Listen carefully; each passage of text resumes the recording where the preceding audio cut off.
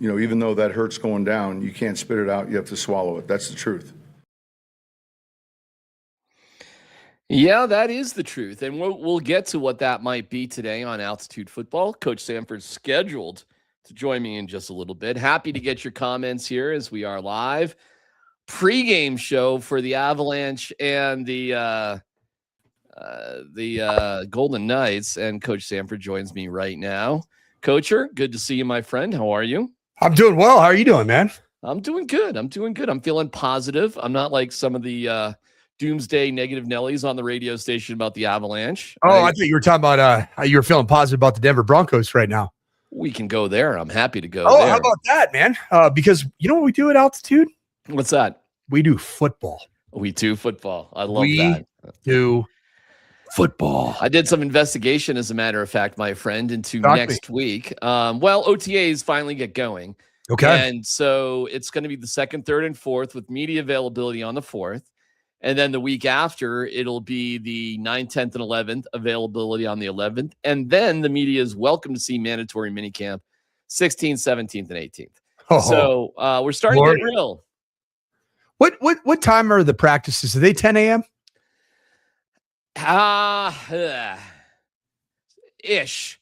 It should reflect what they did at rookie minicamp, and it was like 11:30-ish. Starting time? Esque. Yeah, You're telling me there's a chance that I might be able to get over to watch some ball practice? I think there is. I think there's a distinct chance that you could I actually did RSVP for there is a high school football coaches availability that I did RSVP to. What is that particular event? All right, here it is. High school coaches at Broncos OTA. Oh, yep. Okay, cool. Keep going. And it's Broncos head coach Sean Payton would like to invite Colorado high school football coaches to the organized team activity practice on Thursday, June 4th. Coaches will get an up-close view of how the team executes and organizes a practice. Space is very limited. We'll reserve spots on a first-come, first-served basis. High school coaches are allowed to bring a maximum of 2 coaches. Additional event details are below, and day of instructions will be distributed. Practice time is 10:15 to 12:15 p.m. There you go. So I think I'll be I don't know. I'll be calling in sick. I think that is a very effective work day in a very unusual way. But I think you'd be crazy. I mean, I already RSVP'd, so I haven't told my boss at Altitude, but I'm going. So I think that is an amazing loophole right there. Because I doubt the media will be allowed to watch the entire practice. I might be wrong on that, though. I might be wrong. Should I wear the like the sunglasses with the big nose and the mustache? What would a coach from 1977 wear? I think I'm going to wear some spot-built shoes. I am going to have some bike shorts. Bike shorts, that's it. And I am going to wear with the golf shirt, with the buttons that go way down too far. Yeah, like it's technically a polo, but the actual button-up starts like just above your belly button, like just above your navel. Wide collar, big wide collar. Yep. And and tucked into the bike shorts.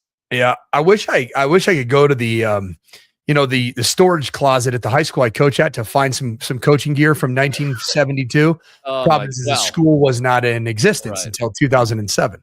No, you're the clothing in 2007 looked relatively hip. I agree wholeheartedly with Sean. I believe it falls within training and development and vital coaching skills, and it promotes good relationships with the media. Here we are. And you know me, man, I'm going to be positive. I'm going to come back and, that night we're probably going to do an Altitude football show. And I'm going to say, it's the best practice I've ever seen. It's the best. Sean Payton is the greatest coach that the game has ever seen. And he is a tremendous ambassador to the Colorado High School Football Coaches Association. Oh, that is fantastic. Yep. Well, listen, let's get into some relationships. And we're going to dig into this Justin Simmons, Sean Payton relationship tonight. First of all, we're brought to you by our great friends at Journey Spice, where you can save yourself 10% using the code Altitude26. And no matter, oh dear, what did I do there? Oh my gosh. No matter what the meal is, it's better with Journey Spice. It's organic, no salt, no sugar. It is absolutely delicious. Andon and Rosa run this company themselves, and they've done such an extraordinary job with it. So get Journey Spice on. What are you cooking up for dinner tonight, Coacher? We're having some Blackstone. We're making hibachi tonight. Nice. Oh yeah, hibachi with noodles. Wow. So perfect for an Av watch party, isn't it? Not? Yeah, that sounds actually incredible. I'm jealous, and you have officially not invited me over ever. But that's okay. I'm not offended by it. Well, I mean, you're kind of in the in the highbrow community up there in Lone Tree. I'm just a Littleton guy, just a original suburb of Denver, Colorado guy. Yeah, you have to understand. I would need a passport to get into Littleton that I'm not willing to use. I don't know if you can hear it downstairs. Can you hear the noise downstairs? No. Oh, my house is vibrating because my wife Cat Cave has come home and has turned on the altitude pregame show. Oh, and the max decibel level is you sound good. I think the Cat Cave's doing well. Please explain the passport that you speak of. It's just going to Littleton passport. It's nothing. It's not a big deal. I just haven't had it. All right. I really am not allowed. I'm not allowed to travel from Lone Tree to Littleton. I'm just okay. I cannot. I understand. Does that have to do with a previous bike incident that you had, or no? No. Nobody from Lone Tree is allowed to visit anybody in Littleton. It's all right. You know what they do in Littleton? They're eating the dogs. They're eating the cats. That's what we do. They're eating the pets. They're eating the pets. They're eating Cat Cave. They're eating the dogs. They're eating the cats. All right, let's get to Justin Simmons. This will be interesting, Coacher. How much stuff is going to come out from Justin Simmons about his relationship with Sean Payton? How much stuff is going to trickle out over time with Justin and some other players? But here we go with Justin in the sleeves. The other day. So Sean is he's like a really big no sleeves guy. Like, doesn't want you to wear like the swag sleeves, not long sleeves or anything like that. Oh, like the compression. Sleeves. Yeah. Like a shooting sleeve. Why?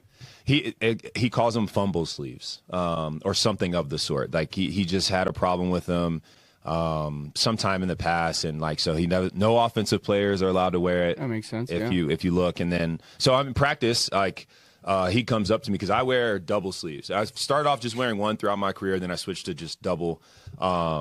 And he comes up to me in one of our first practices, and he goes, "Simmons."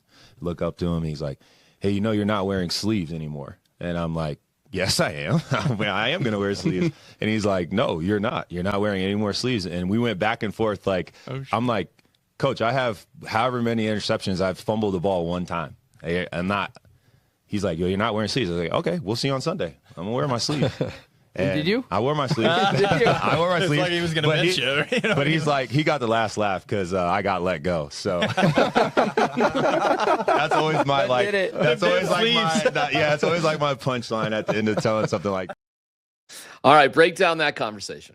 Bounty gate, predisposition gate, ankle gate, sleeve gate. Doesn't look good. A lot of gates. Yeah, I liked it, man. Justin Simmons, good to hear his voice right there. I'm still waiting for the call back. I offered him a position coaching at Valor Christian, and okay. Just sight unseen. Just left him a voicemail and just told him, "Hey, come on down."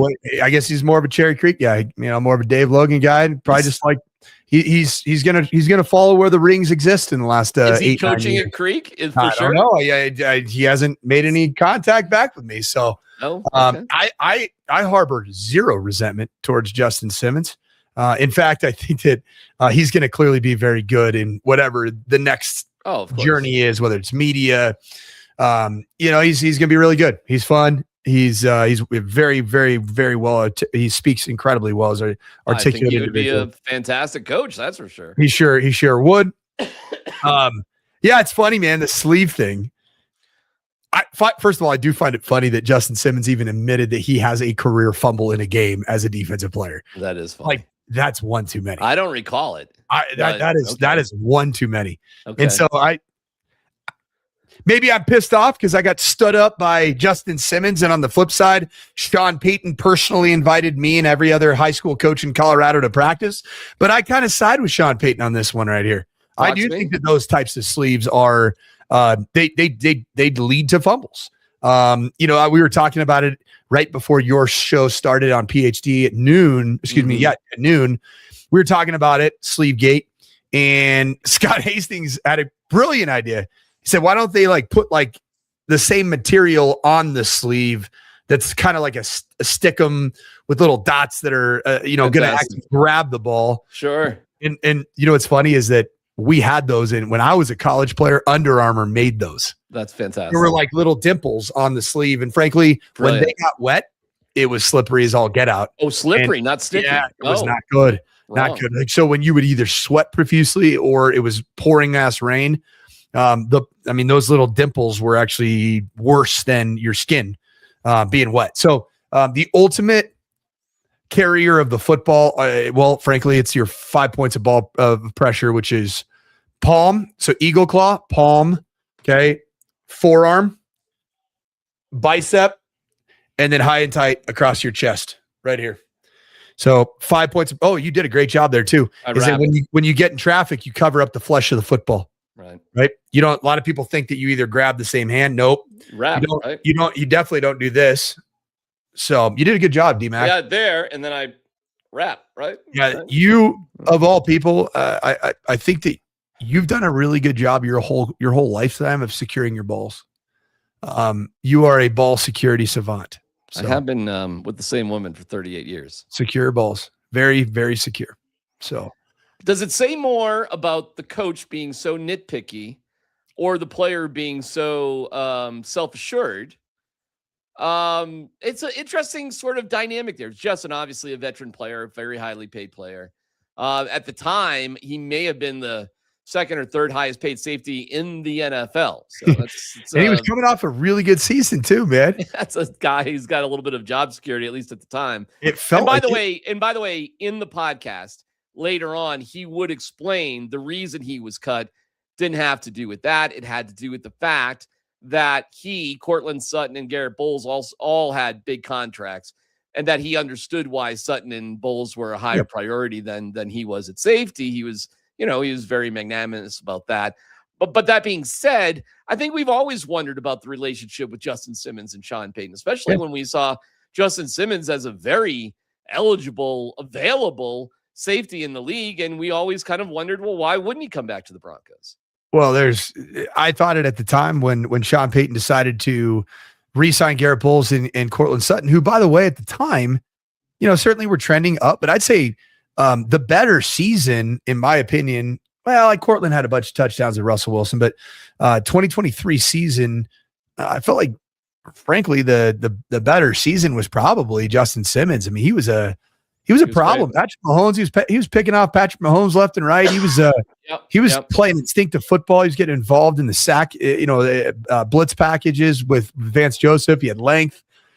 I mean, I thought there was no way that Sean Payton was going to move on from him, but I did read just kind of I don't know, man, just general vibe read is that there might have been I'm a vet.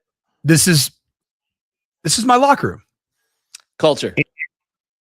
And I think Sean was like, this is my locker room. Yeah. And then a year from now, I'm going to tell everybody through Diana Rossini that I love my Q. So I love my people. And you are not one of my handpicked people. That is true.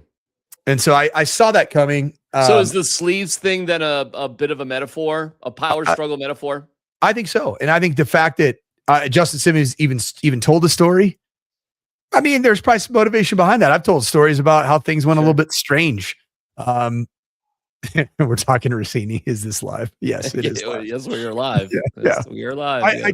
I try to fit a Rossini in just about every day if I can. I just don't want that thing. So did Vrabel. He did. He tried to fit. So Rossini in. He did. And Yeah. So Justin Simmons was not Sean's guy. I don't think that Justin Simmons, I think he respects Sean Payton, but I don't think that Sean Payton was his guy. Right? Yeah. I think that's fair. I think, excuse me, got the coughs here. Listen, man, I think Sean values winning more than anything. But one thing that had to happen was a reset of the culture itself. Had to happen. It did. Had to happen. And I think we're seeing that in our two other teams right now. I think we certainly saw that with Michael Malone, Calvin Booth with the Nuggets. Had to happen. And may have to happen again, right, with the Nuggets. Right. And boy, we'll see with the Avalanche, right? We'll see. You get swept in convincing fashion, or even not. You get swept, period, with the team that you had that felt like it was built to do this. And you get punched in the mouth and you never respond. Yeah. You're going to have to move some pieces to get the culture right. Bottom line. What I like about Sean, and I like about coaches like Sean, is I like coaches who have a distinctive direction in which they want to point the team. Oh, no question. Whether they're right or wrong, time will tell. But the whole thing about, they've lost the locker room, and nobody loses the locker room if you're winning. I'm quite convinced of that. Right. You can lose the locker room if you're losing, but you can also have a very mediocre team if if the end goal is just to be happy and to be satisfied and make sure nobody complains about it. Everybody's quiet. You find a sense of everybody just doing the absolute minimum and just not wanting to rock the boat. Well, teams or workplaces need a little conflict. I'm not talking a lot of conflict, but I've never worked at a place that was effective unless somebody was to challenge some sort of norms or at least question why. I don't think that's a bad question. And I think Sean, as a coach, challenges players. Yeah. Like, why, coach? And I think some coaches can appreciate it, and I think some coaches hate it. Darren, in 2022, who are the people, coaches or players, that were really, really running the Denver Broncos? In 2022, really, Russell Wilson. Yes, Russell Wilson, and then who on defense? Justin Simmons. Yes. Right? Those two individuals were running the Denver Broncos, their locker room, the culture. No doubt about it. Not the ownership group. They weren't controlling the ownership group, but frankly, you had just made that move, and you had a really good player on the defensive side of the ball that was frankly playing at the height of his powers in Justin Simmons. Therefore, he had a very, very significant voice. And I think that Russell Wilson and Justin Simmons were boys, at least by all accounts. Like everything that I could read. I think so. I read that they were tight, man. And Justin Simmons loved that there was a quarterback coming in and won a title. And, obviously had done some incredible things. Was a pro. I think he was MVP runner up. He was all pro. He'd done some really good things in his career. And I think Justin Simmons is like, I like that dude. We share some of the same, beliefs in faith. We share some of the same beliefs in how to manage our stardom, how to manage our brand. There's some similarities. I don't think that Justin Simmons is anywhere near as cringy by any stretch of the imagination as Russell Wilson, but you could tell that there was a core that was Justin Simmons, Russell Wilson, Cortland Sutton, and Garrett Bowles, that Sean Payton was going to choose which of those were going to survive on his island. Yeah. When Sean Payton took over, you're like, no longer, this ain't this. I mean, he made it very clear. This ain't the the Nathaniel Hackett show that, that the inmates are running the asylum, or we're just going to be silly and shoot baskets at during position meetings. No, that was the worst coached team in football. That was an atrocity. And he verbalized that.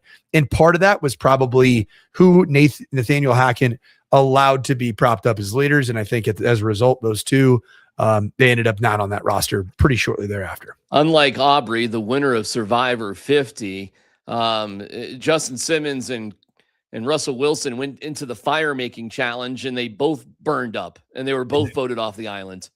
And who won Survivor? Sean Payton. He did. Well, that would be Bo Nix won Survivor. I think Bo. I want to get to Bo. Oh yeah, I got an interesting thing. Is this our annual Cancun or no Cabo Bo? Cabo? I got something to Are we point out doing to you. Bo? Cabo in just 1 second. Hang on. There's a world of flavor out there, and to find it, you have to take the journey. Journey Spice Company handcrafts the most premium spice and seasoning blends that have no sugar, no salt, are certified USDA organic, non-GMO, vegan-friendly, and always planet-friendly. You are going to love serving amazingly delicious creations while knowing you helped reduce single-use plastics. Make sure to search for Journey Spice Company on Amazon today. An interesting tradition. The Broncos quarterbacks, without Mike McGlinchey, by the way, this year, take their wives. Yeah, well, I guess not. But there's Stiddy and his lovely wife, Bo and Izzy, and Sam Ellinger and his betrothed, and they're expecting a child. And congratulations to them. And Bo and Izzy just had a kid. Do the Stiddies have kids? I think they do. They do. Yeah. Yeah, there's actually around the AFC Championship game, there was a really, really cute pregame moment between Bo and Stiddy and his son or daughter. I can't remember which one it was. That's wonderful. And good for them. Happy young people enjoying life, and why not? This picture does make me laugh just a pinch because I do see a foot there from Jarrett Stidham, but I find it fascinating. Listen, Bo can be in the middle. No problem. I get it. But big dress too. We got a lot of long dresses, don't we? A lot of coverage. Huge coverage. Did you think the same thing when you saw this picture for the first time? I actually saw as the week was going on, I saw a picture of.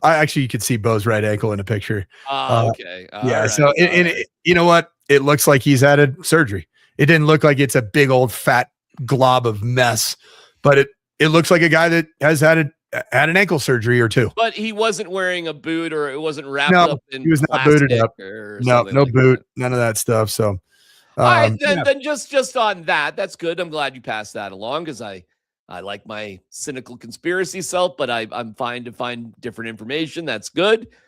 What does it say that this has become a quarterback tradition? Talk to me about quarterbacks, the room, their relationships. Like, why does it matter? Why does it not matter? What do you find interesting or not interesting about any of this? I think it's awesome. I think it's important for a player that has so much pressure on his shoulders and carries a lot on his plate as a third-year quarterback going into his third year that has delivered the goods in many significant moments. There's that room that you need to go back to after a bad game. I think probably some of the stinkers that Bo Nix has played involved games against the Chargers. He's had a couple in wins against the Raiders and the Jets and those types of games where the world was coming to an end. But I do think, man, that when you can go back to that room when maybe the noise on the outside is pretty dang loud, and you can get back to frankly, like a safe place, like it's kind of like it's a grotto, if you will. It's a place that you can go back, find peace, find encouragement, have the ability to verbalize and reflect. Those clearly are Bo and Izzy's people, and that's important because you want to feel like you're connected to a place that you're at. And I also think that I think Davis Webb is very much a part of that culture. And I do find it funny. I mentioned this on the air earlier today, is that Davis Webb is the only one who's single of the bunch, and he's in charge of them all, which is pretty cool. So funny. Yeah. And it's cool. And I can't wait for Netflix's salacious drama called Coordinator, starring Davis Webb. About that's so funny. The swipes right or swipes left in town. I mean, there's all kinds of opportunity right there for Netflix. Dude, you are going to have so much fun at the high school Denver Broncos practice. I mean, on so many different levels. It is so crazy. By the way, let me show you a picture of the boogeyman. There's Patrick Mahomes. Ooh, look at that. Look at that. Oh, he's back. I mean, did you see him at practice today? I did. He's got quite the contraption on there, but he's throwing, coacher. That one right there just looks like a sleeve, but I did see this right here. Yeah. Oh, give that to me. Yeah. Look at that. Yeah. That's in. Whoa. Oh, it went away. Look at this outfit. Look at that. Look at that contraption. Wow. Look at that dissociation. Oh, who's that? Wow. That's just it looks like Andy Lindahl going into it's just everybody going to OTAs. Oh, the Kansas City Chefs. The Ooh, chefs. have you seen the big fella? Who's that? Kenneth Walker. Kenneth Walker. What's he up to? He is jacked. Got his Super Bowl ring with him? Showing That's everybody what it looks like. Or they're son like, of a oh, gun. we got several of those. Yeah, Ken. we know about those. We're good. We're good on that one. You can talk that mess when you have multiple. Yeah. All right, Coacher. In general, as we're a week away from OTAs, and you're getting going with your high school practices, is that right? Are you? Yeah, tomorrow will be practice 6 for us. What are you allowed to do in high school? Honestly, it's we can install. So I install our daily install. I did 2 days of offense, and then Thursday I'll be defense, and then we'll start next week because my quarterback's going to be on a mission trip to Mexico building houses. Wow. Yeah, That's in Juarez, Mexico, which is Good pretty for cool. him. Good for him. I think he's going with his dad, which will be cool. But That's really cool. The football is about 45 minutes of installation. We go outside and it's a little bit like we call it mini camp. So last week we had mini camp 1. This week we have mini camp 2. And then we start our OTAs, and we call it just literally stolen from the NFL. OTAs kind of go all summer. So it's a 45-minute installation. We do offense one day, defense one day, because high school kids are learning both. We want them to learn everything about the game of football and find out who can play what. And the freshmen are learning. A lot of these kids are 8th graders that are, Oh man, so eyes are big. Eyes are big. I'm sure. big eyes. And then we get about an hour of just football work, individual work. We get some 7-on-7. We do a tempo period of 11-on-11 football. We get, so we've already booked, I think we've banked over 200 reps of 11-on-11 football in 6 days. That is fantastic. Which What is do really you guys? What happened for conditioning at this? So yeah, level? then the last 2 hours, it'll be a condition following practice for 45 to an hour, and then we go an hour of lifting. So it is 6 a.m. to 10 a.m. Wow. Yep, and it is Monday through Thursday, and they get all afternoon on Thursday until Sunday at 10 o'clock. They have a whole nice weekend to get rest and recover and come back better than ever. God, you know what, man? I didn't play football, but I did play soccer and baseball. And, some of my most favorite memories, it's so crazy, were about the practices and training together rather than just the games. I mean, Yeah. I loved it. Even as a coach, there's a lot of times I like practice more than the games. I a know. lot more. In fact, when I was running my baseball organization, I had a good coach, and he knew how to call pitches, and he liked coaching third base. And I just like coaching and sitting on the bench and talking to the kids and being part of things. There was something about the process, even the administration end of things I really kind of enjoyed. I like that too. I like that too. That shocked me that I was so into the administrative aspects of preparing things for teams that I didn't even coach because I ran multiple teams in my organization. What was your guys' organization called? Colorado Flash. I'm wearing there it it right is. now. As a There matter it of is. fact. Yeah. My daughter's my daughter's part of Prolific Renegades. That's the gym that is right off of Broadway. Are they called Prolific? Prolific's the gym, and they're called the Renegades. Okay, because it was a little annoying where every team we played was the elite. Prodigy. Prodigy. Yep. Something bombastic like that. Our mission was I worked in coordination with the private group Slammers. Good organization. Very, very good. But we specialize in helping families that could not afford. We had sponsorship programs, and we trained at different times, late on Friday, early on Sunday, stuff like that. When other teams wouldn't train, we would be in the gym, that sort of thing. And it was meant for kids who wouldn't normally be able to afford competitive travel baseball. And here's what's ironic, Mike. One of the reasons I had to stop the organization, we won too much. Wow. I am not kidding. And because we won too much, the parents' expectations of what we were all about was that we were Slammers. And I try to tell people, no, we work with them. We're like them, but we ain't them. But once you start winning, the expectations kind of go crazily out of control. You know what? So You know what Colorado Flash was, Darren? what's that? It was RC Cola. Because I think Look at that. Royal Crown Soda Company made an elite Coca-Cola product. Yeah. Coca-Cola was Slammers. RC Cola was Flash. But you know what? Yeah.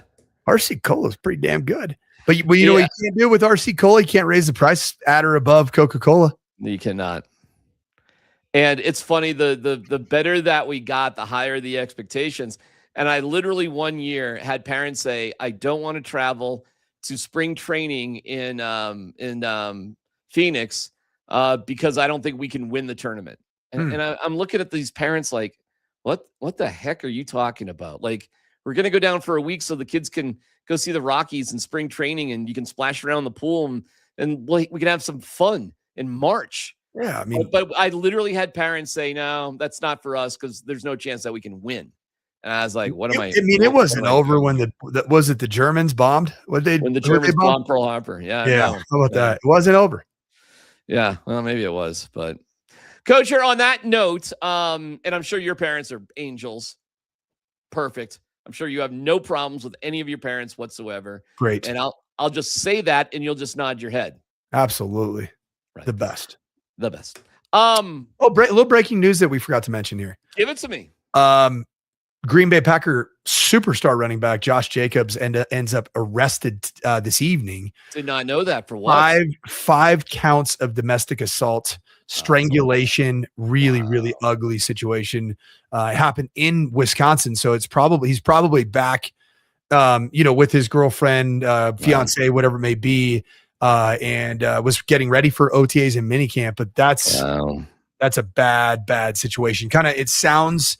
It's early indications, but the arrest report has already been released, and it isn't maybe as it doesn't appear maybe aesthetically as bad as what Ray Rice had on film, because I don't know that there'll be that, but there was some very, very serious allegations on Josh Jacobs, star running back of the Green Bay Packers. Well, that could be and maybe should be the end of his career in the NFL. Yep. So if true, I got another story for you. Brendan Sorsby requests to be reinstated as eligible.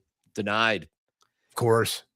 So does he come out into the supplemental draft and try to get into the NFL? Yep. And I think a team like the New York Jets would be crazy not to take a flyer on a guy like that. All right, Coach. You got any predictions here for our Avalanche as we say goodnight and get ready for the Avs? I am going to watch the game and then react to whatever happens. Okay. All right. We'll be back, me and Coach here Sunday night. I got to think about this for a second. So we got Sunday. Game. Well, hold on. We got game 4 tonight. We got game 5 Thursday. We got game Saturday. 6 on Saturday. Ooh, and game 7 on Monday. So, yeah, I mean, game 7. I can't wait for game 7. We're gonna have a blast, man. Game 7. Game 7 is going to be amazing. Can you imagine how riled up I'm going to have Avs Alley for game 7? By the way, and my hat right here from Avs Alley. Oh, you can't quite see that. I should put it on here. This is an Avs Alley creation. Got this at Avs Alley. It's a cat cave right there. Right. Cat Cave told me you did a extraordinary job. Which cat cave at Avs Alley? She absolutely was. She thought you were fantastic. She saw when you threw a T-shirt outside of Avs Alley to somebody like on top of a bus. They were sitting. It was a couple in their 50s or 60s sitting on a bus, and I said, "Hey," I said on the microphone, "These are my favorite people in Denver, Colorado." Right. It was the equivalent of Cal Berkeley. What do they call it? Tightwad Hill on Strawberry Hill, where they didn't want to pay the $15. Didn't want to pay $15, so I gave him a shout out, and I said, "Hey, whatever you do, I'm going to launch a T-shirt." It was probably about 40 yards away, 30 yards away. Wow. And I was like, "Do not dive. Just do not dive," because could you imagine the lawsuit that would have been on me and KSE had they toppled over? But the first one I threw was completed. I mean, right there about waist high. It's perfect. All right, so we'll be back on Sunday night, and we'll get ready for Game 7. We'll get ready for Game 7, and there you go. So we'll see you. Like and subscribe. And football, we got real football coming very next week. Yep. Colorado High School Football Coaches Association. with Sean Payton. Do you think Sean's going to be like, yeah, this guy, just cut this guy off, man? Do you think he knows who you are? I don't. There's times where I ask a question to Scrum and I'm like, he kind of looks like he's kind of like, I don't really sound like a normal media guy. No. Nor do you look like one. It's like, as you are actually athletic looking and big and strong and handsome. So you really stand out on every time I ask him a question, levels. I think he's on the verge of like, am I going to embarrass this guy and make him sound like a total punk, or am I kind of intrigued by this guy? Hey, can I tell you one very quick thing before we leave? I think you'll appreciate that. I was watching Andrew Luck, a day in the life of the Stanford Cardinal GM. Oh, nice. And you should look it up. It's on YouTube. And because aren't you friends with Luck? You're friends with him. I've been on some calls with him in the last month. Oh, okay. Very good. Yep. So very good. Well, it was fascinating to see like a GM. Like, what does a GM do in college think he's football? Still figuring that out, man, to be really honest. I think it's wild. It was like 3 minutes of him being at practice, not knowing exactly what to do in practice. Yeah. But there was a lot of encouragement, and he threw out a first pitch. So it seemed like a productive day. Yeah, it's a good day. Is Stanford talking to Titus or? Oh, yeah. They're all in. Head coach Tavita Pritchard, who I coached at Stanford. Yeah. He called me up. He just came from the Washington Commanders. And he told me, he's like, I've been watching his film for the last week, like over and over and over. And it's been bothering me because I come from the NFL. There's a cop out there. And I go, okay, who is it? Joe Burrow. Oh, it's a good one. That's a good one. It's a pretty good one. That's a good. Is the grades there? Oh, yeah. Okay. What am I talking about? What do the grades really even need to be? Seriously. I mean, What's Stanford? I mean, you got to have a pulse. Yeah, okay. Stanford, you do. Okay. On that note, Coacher, good night. Good luck. See you game 7. Goodbye. I got to tell you, I'm a little depressed. I'm going to go get a Big Mac, a double cheeseburger, and a 6-pack nugget, maybe a chocolate milkshake, and that's how I'm going to drown my sorrows.